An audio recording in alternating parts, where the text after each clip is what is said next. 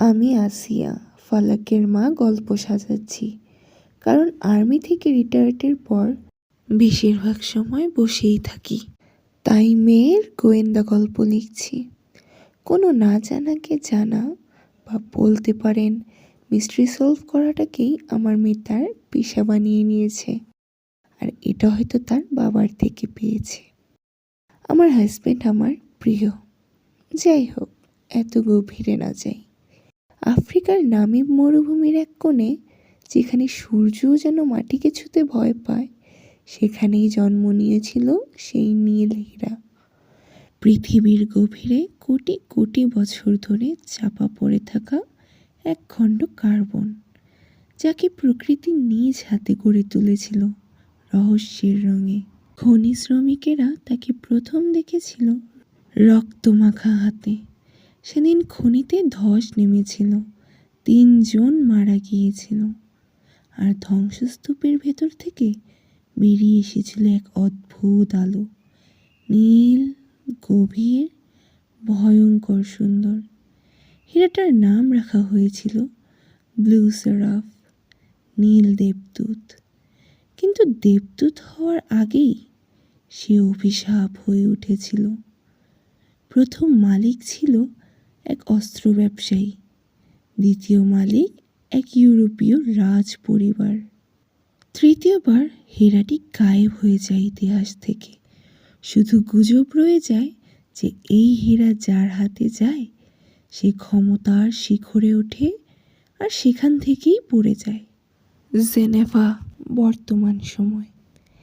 Lake লেমার পাশে দাঁড়িয়ে থাকা আধুনিক কাচের ভবনটি অরেলিয়াস ভল্ট, বিশ্বের সবচেয়ে সুরক্ষিত ভল্ট। এখানে শুধু সম্পদ রাখা হয় না, রাখা হয় ইতিহাস, রক্ত আর লোভ। ভেতরে ঢুকলো ফালাক রহমান। তার হাঁটার ভঙ্গি আত্মবিশ্বাসী, চোখ শান্ত, কিন্তু সেই শান্ততার নিচে কাজ করছিল এক তীক্ষ্ণ বিশ্লেষণী মস্তিষ্ক।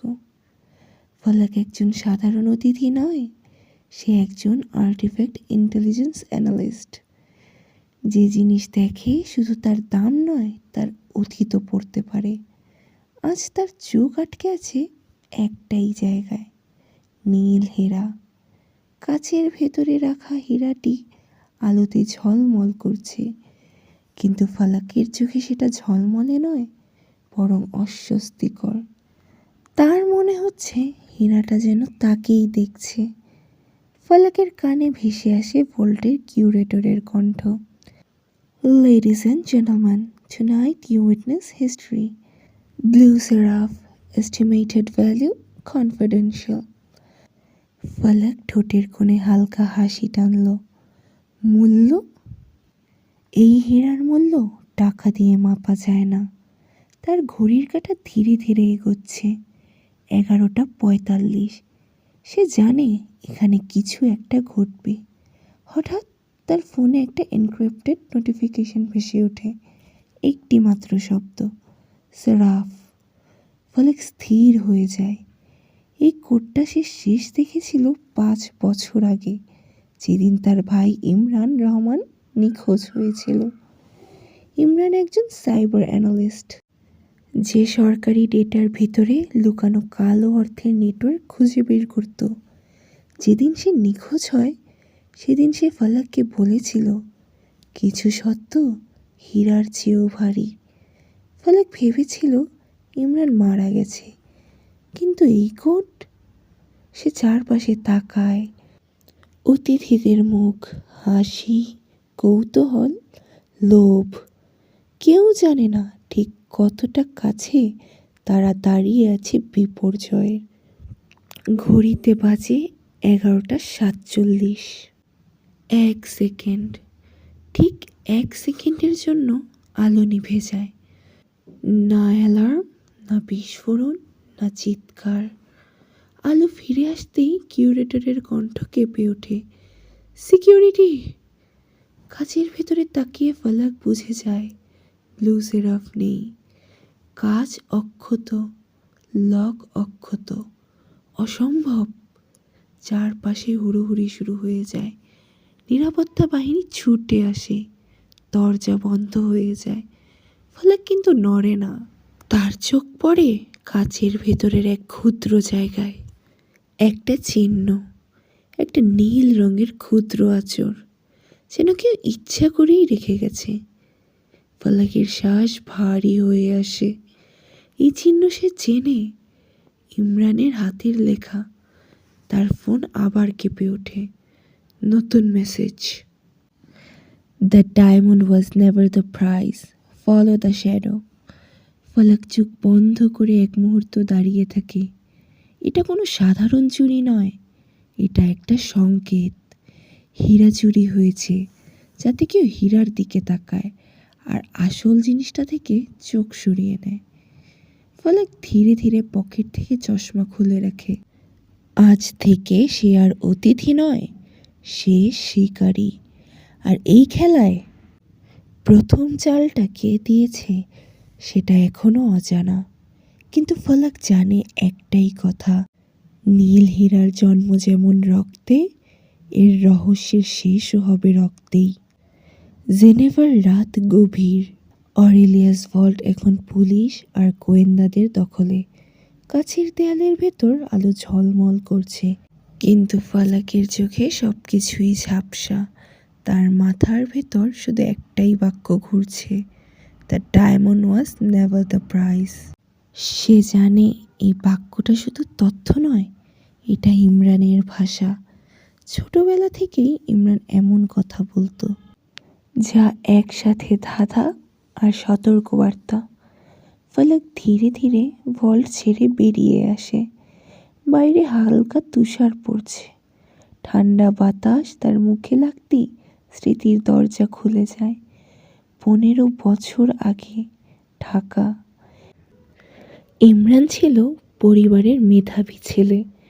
কম্পিউটার, কোড, সাইবার নিরাপত্তা এসব নিয়ে সে সারাক্ষণ ব্যস্ত থাকত। আর ফলাক, সে ছিল পর্যবেক্ষক। মানুষ কি বলে তার চেয়ে মানুষ কি লুকোয়, এটাই ফলাককে বেশি আকর্ষণ করত। একদিন ইমরান তাকে বলেছিল, তুমি জানো ফলাক, পৃথিবীর সবচেয়ে বিপজ্জনক মানুষ কারা? ফলাক মাথা নাড়ে। যারা সত্য খুঁজে পায় কিন্তু চুপ করে থাকে না। সেদিন কথাটার অর্থ সে বুঝতে পারেনি। বিশ্ববিদ্যালয়ে পড়ার সময় ফলাক স্কলারশিপ পায় ইউরোপে। মনোবিজ্ঞান আর আচরণ বিশ্লেষণে সে অসম্ভব রকম ভালো করছিল, কিন্তু তার আসল লক্ষ্যটা ছিল মিথ্যা ধরতে পারা। একটা চোখের পলক, হাতের কাঁপুনি, কণ্ঠের ওঠানামা, এসব থেকে সে মানুষের উদ্দেশ্য পড়ে ফেলতে পারত। তৃতীয় বর্ষে পড়ার সময় এক অদ্ভুত প্রস্তাব আসে। একজন অধ্যাপক তাকে ডেকে বলেন, তোমার ফাইল আমরা শুধু বিশ্ববিদ্যালয়ে রাখিনি। তারপর একটা কালো ফোল্ডার টেবিলের উপর রাখা হয়। ভেতরে একটা নাম, ব্ল্যাক অর্কিড। এটা কোনো সংগঠন নয়, এটা একটা ছায়া। ব্ল্যাক অর্কিড কাজ করে আন্তর্জাতিক অপরাধ, চোরাচালান আর অর্থ পাচারের ভেতরের স্তরে। সরকারিভাবে তাদের অস্তিত্ব নেই। ফলাক প্রস্তাব ফিরিয়ে দিতে চেয়েছিল, কিন্তু অধ্যাপক শুধু একটাই কথা বলেন, তোমার ভাই যেটা খুঁজছে সেটার শেষ এখানেই। সেদিন ফলাক প্রথমবার বুঝেছিল ইমরান এমন কিছুর পেছনে আছে যেটা তাকে ধ্বংস করতে পারে। সে রাজি হয়। সেই মুহূর্তের থেকেই ফলাক রহমান আর শুধু একজন মেয়ে থাকে না, সে হয়ে ওঠে একজন অ্যাসেট রিডার, যে মূল্যবান বস্তু নয় বরং তার চারপাশের মানুষদের পড়ে। 5 বছর আগে এক রাত ঢাকার বাসায় ফলাক ফিরে দেখে ইমরানের ল্যাপটপ খোলা। স্ক্রিনে অদ্ভুত সব কোড, দেয়ালে লাল মার্কার দিয়ে আঁকা একটি চিহ্ন, একটি ডানা নীল রঙের আঁকা। ফলাক জানতো এই চিহ্ন মানে বিপদ। পরের দিন সকালে খবর আসে ইমরান নিখোঁজ। পুলিশ বলে বিদেশে পালিয়েছে, সরকার বলে কিছু জানে না।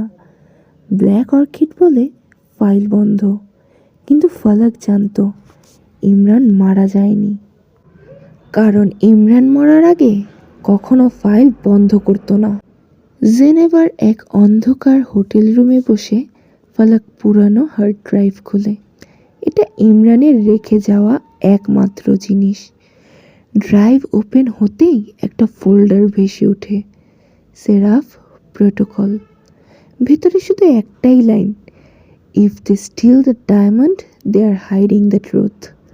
ফালাক এবার পুরো ছবিটা দেখতে শুরু করে। ব্লু সেরাফ কোনো সাধারণ হীরা নয়, এর ভেতরে আছে কিছু লুকোনো ডেটা, প্রমাণ আর নাম। এবং সেই সত্য প্রকাশ পেলে কিছু সরকার, কিছু সংস্থা আর কিছু মানুষ ধ্বংস হয়ে যাবে। তার ফোনে আবার একটা এনক্রিপ্টেড কল আসে। এইবার কণ্ঠটা বদলে দেওয়া, কিন্তু ফালাক চিনে ফেলে, ইমরান, তুমি যদি এই পথে আসো, কণ্ঠটা বলে, তাহলে আর ফিরে যাওয়ার রাস্তা থাকবে না। ফালাক চোখ বন্ধ করে বলে, তুমি যখন নিখোঁজ হলে তখনই আমার ফিরে যাওয়ার রাস্তা শেষ হয়ে গেছে। কল কেটে যায়। ফালাক জানে পরের সূত্র তাকে নিয়ে যাবে ঢাকায়, যেখানে এই ষড়যন্ত্রের প্রথম নকশা আঁকা হয়েছিল। সে ব্যাগ গোছাতে শুরু করে, কারণ এখন সে শুধু হীরা খুঁজছে না, সে খুঁজছে তার ভাইকে আর সেই সত্য যেটা নীল রঙে ঢাকা। ঢাকা থেকে জেনেভা। ফালাকের যাত্রা শুধু স্থান বদলের নয়, মানসিক অবস্থানেরও বদল। এই মুহূর্তে সে আর কোনো সংস্থার প্রতিনিধি নয়, কোনো প্রোটোকলের অধীন নয়। এটা তার ব্যক্তিগত লড়াই। অরেলিয়াস ভল্টের সিসিটিভি ফুটেজে সে বিশেষ অনুমতি পেয়েছে। একটি নির্জন কনফারেন্স রুমে বসে বড় স্ক্রিনে চলতে থাকা ভিডিওর দিকে তাকিয়ে আছে ফালাক, ফ্রেম বাই ফ্রেম। চুরির মুহূর্ত, রাত 11:47। প্রথম নজরে কিছুই ঘটে না। কোনো মুখোশধারী লোক নেই, কোনো দরজা খোলা নেই, কোনো অ্যালার্ম নেই। এটাই বিপজ্জনক, কারণ নিখুঁত অপরাধে শব্দ থাকে না, শুধু ফাঁকা জায়গা থাকে। ফালাক ভিডিও থামায়। ফ্রেম, আলো নিভে গেছে। Time stamp 23:47:12। পরের ফ্রেমে আলো ফিরে আসে। Time stamp 23:47:13। 1 সেকেন্ড। এই 1 সেকেন্ডেই পৃথিবীর সবচেয়ে সুরক্ষিত ভল্ট থেকে উধাও হয়েছে ব্লু সেরাফ। ফালাক চোখ সরায় না। সে জানে 1 সেকেন্ড মানে অনেক কিছু, যদি তুমি জানো কোথায় তাকাতে হবে। সে ভিডিও জুম করে। ভল্টের কাছে একটি মাইক্রোফ্লিকার। মানুষের চোখে ধরা পড়ার মতো নয়, কিন্তু ফালাকের চোখে পড়ে। Electromagnetic pulse. সে ফিসফিস করে, একটি অতি ক্ষুদ্র নির্দিষ্ট ইএমপি, যা ঠিক 1 সেকেন্ডের জন্য সেন্সর আর লককে জীবিত কিন্তু অন্ধ করে দেয়। এটা কোনো সাধারণ চোরের কাজ নয়, এটা কারো কাজ যে ভোল্টের ভেতরের সিস্টেম ডিজাইন করেছিল। ফালাক ভোল্টের স্টাফ লিস্ট খুলে দেখে। Designer, system architect, security consultant. একটি নাম তার চোখে আটকে যায়, লুকাস ব্রেনার, একসময় ব্ল্যাক অর্কিডের ফ্রিল্যান্স অপারেটর। ফালাক হালকা হাসে। সব বড় চুরির পেছনে থাকে দুজন, একজন যে ঢোকে আর একজন যে দরজা বানায়। কিন্তু ব্রেনার শুধু দরজা বানানোর মানুষ নয়, সে বার্তা পাঠানোর মানুষ। ফালাক জানে এই চুরি শুধু হীরার জন্য নয়, এটা কাউকে কিছু দেখানোর জন্য। ভোল্টের কাছে পাওয়া নীল আঁচড়টার হাই রেজলিউশন ছবি ফালাক স্ক্রিনে আনে। এটা কোনো এলোমেলো দাগ নয়, 3টি ক্ষুদ্র রেখা, একটি কোণ, একটি ফাঁকা জায়গা। এটা কোড। ইমরান ছোটবেলায় এই কোড ব্যবহার করত যখন কথা বলা বিপজ্জনক হতো। ফলক কাগজে আঁকে, প্যাটার্ন মিলিয়ে দেখে, তারপর বুঝে যায় এটা মানচিত্র, জেনেভা থেকে ঢাকা। ফলক চেয়ারে হেলান দেয়। সব চুরি নিখুঁত হয় না, কিন্তু যে চুরি নিখুঁত মনে হয় সেটাই আসলে সন্দেহজনক। কারণ নিখুঁত অপরাধে সাধারণত একটাই ভুল থাকে, অহংকার। চোর জানাতে চায় সে কতটা বুদ্ধিমান। এই চুরিতে কেউ ইচ্ছা করেই চিহ্ন রেখে গেছে, ইচ্ছা করেই 1 সেকেন্ড বেছে নিয়েছে, ইচ্ছা করেই ফলককে ডেকেছে। তার মানে ফলকই লক্ষ্য। রাত শেষ হতে চলেছে। ফলক জানে পরের পদক্ষেপ না নিলে এই সূত্র ঠান্ডা হয়ে যাবে। সেই ফ্লাইট বুক করে ঢাকা। কিন্তু এইবার সে যাচ্ছে অন্য পরিচয়ে, একজন হীরা বিশ্লেষক নয়, একজন অনুসন্ধানকারী নয়, বরং একজন টার্গেট হিসেবে। ফ্লাইট কনফার্মেশন আসার ঠিক তখনই তার ফোনে একটা অডিও ফাইল আসে। কোনো নাম নেই, শুধু একটি ভয়েস নোট। প্লে করতেই শোনা যায় ইমরানের কণ্ঠ। তুমি যদি চুরিটা বোঝো তাহলে তুমি এখনও নিরাপদ। যেদিন তুমি হীরার ভেতর কী আছে বুঝবে, সেদিন আর কেউ নিরাপদ থাকবে না। অডিও শেষ হয়। ফলক ধীরে চোখ বন্ধ করে। এই চুরি নিখুঁত ছিল না, এটা ছিল ইচ্ছাকৃত। আর এই খেলায় সবচেয়ে বিপজ্জনক জিনিস হীরা নয়, সত্য। ঢাকা তাকে স্বাগত জানায় পরিচিত কোলাহলে, হর্নের শব্দ, ভেজা রাস্তায় আলোর প্রতিফলন আর বাতাসে মিশে থাকা ধুলো বৃষ্টির গন্ধ। কিন্তু ফলকের কাছে এই শহর শুধু স্মৃতির জায়গা নয়, এটা এক বিশাল ছায়া, যেখানে সত্য লুকোতে জানে কিভাবে। সে এবার ঢুকেছে অন্য পরিচয়ে। নাম ফারাহ সিদ্দিকী, পেশা আন্তর্জাতিক রত্ন মূল্যায়নকারী। কারণ দক্ষিণ এশিয়ার ডায়মন্ড ট্রানজিট রুট নিয়ে গবেষণা। মিথ্যা, কিন্তু যথেষ্ট সত্যের কাছাকাছি। পুরান ঢাকার এক সরু গলি, যেখানে সূর্যের আলো ঢুকতেও অনুমতি চায়। এখানেই আছে আল হুদা জুয়েলার্স। দোকানটা সাধারণ, অতিরিক্ত সাধারণ। ফলক জানে যে এই জায়গা যত সাধারণ দেখায়, ভেতরে তত বেশি হিসাব লুকানো থাকে। ভেতরে ঢুকতেই চোখে পড়ে এক বৃদ্ধ, নাম হাকিম সাহেব। হাকিমের চোখ তীক্ষ্ণ, কিন্তু মুখে শান্ত ভাব। হীরা দেখতে এসেছেন? সে জিজ্ঞাসা করে। ফলক হেসে বলে, না, ইতিহাস দেখতে। এই কথায় হাকিমের চোখ 1 সেকেন্ডের জন্য বদলে যায়। 1 সেকেন্ডই যথেষ্ট। ফলক হালকা কথা বলতে বলতে জানতে পারে গত কয়েক মাসে দোকান দিয়ে গেছে অস্বাভাবিক সংখ্যক পাথর। সবই নাকি কাঁচা হীরা। কাগজে সব ঠিক, কিন্তু রাতেই লেনদেন হয়। হাকিম একসময় নিচু স্বরে বলে, নীল রঙের একটা জিনিস সবাই খুঁজছে। ফলক ভেতরে ভেতরে সজাগ হয়। হাকিম তাকে একটা পুরনো খাতা দেখায়। খাতার ভেতরে কোডে লেখা লেনদেন।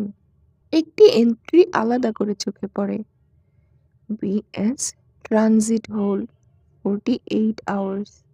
ব্লু সারাপ? না, খুব সহজ, খুব সরাসরি। ফলক বুঝে যায় এটা একটা ভুল সূত্র, কারণ ইমরান কখনোই এমন সরল সংকেত ব্যবহার করতো না। এই খাতাটা ইচ্ছা করেই কাউকে দেখানোর জন্য রাখা। রাতের দিকে ফলক দেখা করে আরিফ চৌধুরীর সাথে। একসময় অনুসন্ধানী সাংবাদিক, এখন তথ্য বিক্রেতা। কফির কাপের উপর দিয়ে আরিফ ফিসফিস করে বলে, তুমি দেরি করে ফেলেছ ফলক। ফলক থমকে যায়। তুমি আমার নাম জানো? আরিফ হেসে ওঠে। ঢাকা সব জানে। আরিফ জানায়, চুরির প্ল্যানের প্রথম ব্লুপ্রিন্ট তৈরি হয়েছিল ঢাকায়, কিন্তু হীরা কখনো এখানে আসেনি। এটা ছিল একটা মায়া, আরিফ বলে, যাতে সবাই ঢাকার দিকে তাকায় আর আসল পথটা অদৃশ্য থাকে। ফালাক এবার নিশ্চিত হয় ব্লু সেরাপ ঢাকায় আসেনি, কিন্তু ঢাকায় ছিল ছায়ার উৎস। রাতে ফালাক পুরনো বাসায় যায়, ইমরানের ঘর, সবকিছু যেমন ছিল তেমনই আছে। হঠাৎ সে দেয়ালের এক কোণে খেয়াল করে রং একটু আলাদা। হাত বুলিয়ে দেখে একটা পাতলা ঢাকনা, ভেতরে লুকানো ছিল একটা ছোট পেন ড্রাইভ। ড্রাইভে শুধু একটাই ফাইল, ভিডিও। প্লে করতেই ইমরানের মুখ ভেসে ওঠে। তুমি যদি এটা দেখো তাহলে বুঝবে ঢাকা শুধু শুরু, সবচেয়ে বড় ভুলটা হবে এখানেই আটকে থাকা। ভিডিওর শেষে একটি শব্দ, দুবাই। পরদিন সকালে খবর আসে হাকিম সাহেবকে তার দোকানে মৃত পাওয়া গেছে, হার্ট অ্যাটাক, অফিসিয়াল রিপোর্ট। কিন্তু ফলাক জানে হাকিম খুব বেশি জেনেছিল, আর যে খুব বেশি জানে সে বেশি দিন বাঁচে না। ফলাক এবার নিশ্চিত সে আর শুধু পর্যবেক্ষক নয়, সে এখন খেলায় ঢুকে পড়েছে। আর ঢাকার ছায়া তাকে বিদায় জানাচ্ছে রক্তের দাগ রেখে। সে টিকিট কাটে দুবাই, কারণ আসল খেলাটা এখন শুরু হবে সেখানে। দুবাইয়ে নামার সঙ্গে সঙ্গেই ফালাক বুঝে যায় এটা এমন এক শহর যেখানে সব কিছুর দাম আছে, মানুষ, তথ্য, নীরবতা। আকাশ চুম্বী দালানগুলোর আলো রাতে মরুভূমিকে ঢেকে দেয়, যেন অন্ধকারকে কিনে নেওয়া হয়েছে। এই শহরে কেউ প্রশ্ন করে না, শুধু দর কষাকষি করে। ফালাক এখন ডেজার্ট ক্রাউন এক্সচেঞ্জের দিকে যাচ্ছে।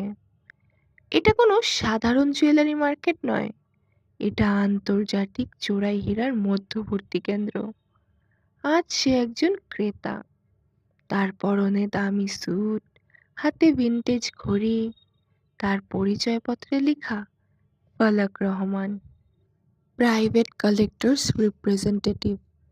ভেতরে ঢুকতেই এক যুবক এগিয়ে আসে, আপনি নীল কিছু খুঁজছেন?